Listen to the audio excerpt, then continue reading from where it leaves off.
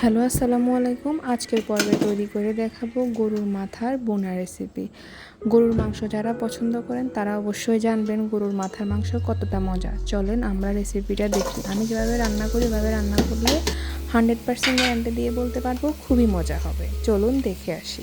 একটা পাতিলে তেল দিব, তেলের পরে পেঁয়াজ দিব। পেঁয়াজটা একটু ভাজা ভাজা নরম হয়ে আসলে এর মধ্যে লবণ, আদা রসুন বাটা দিব।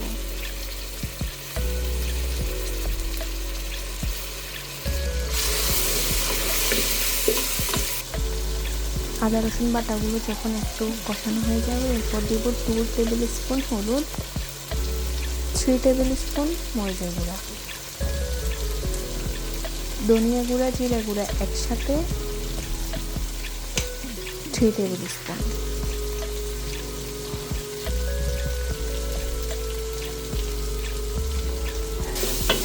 তারপর মশলাগুলো আমি ভালোভাবে কষিয়ে নিব। এরপর আমি শুকনো মশলাগুলো দিয়ে দিব এক এক করে।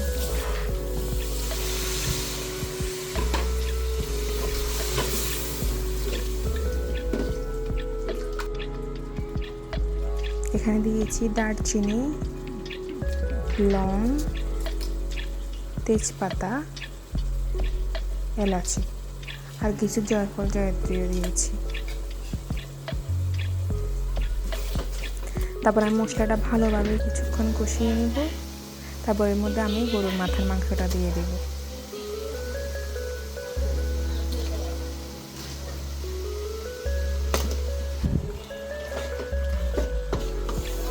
আমরা প্রত্যেক বছরে গরুর মাথার মাংসটা খুব আয়োজন করে খাই। এটা খেতে খুবই মজা। আমার শ্বশুর খুবই পছন্দ করে। আমার শ্বশুরের ফেভারিট খাবার হচ্ছে এটা। গরুর মাংস তো সবারই পছন্দ, কিন্তু এভাবে গরুর মাথার মাংসটা একবার রান্না করে দেখবেন, খুবই মজা লাগে আপনাদের কাছে। তারপর আমি মাংসগুলো ভালো করে কষিয়ে নেব। যতক্ষণ পর্যন্ত মাংসের গায়ে থেকে ছাড়া পানিগুলো শুকিয়ে যায় ততক্ষণ আমি কষিয়ে নেব। এরপর আমি আলু দিয়ে দেব। আমরা আলু খেতে পছন্দ করি অনেক। আলু ছাড়া তো চলেই না কারো বাসায়, তাই আমরা আলু দিয়েছি। আপনারা চাইলে আলুটা স্কিপ করতে পারেন। তারপর আমি ছোট রসুন দিয়েছি। রসুনটা খেতে খুবই মজা। রসুনটা মাস্ট ট্রাই করবেন দেওয়ার, কারণ রসুনটা না দিলে আপনার ভালোই লাগবে না। তারপর আমি পরিমাণ মতো পানি দিয়ে দিব এগুলো হওয়ার জন্য।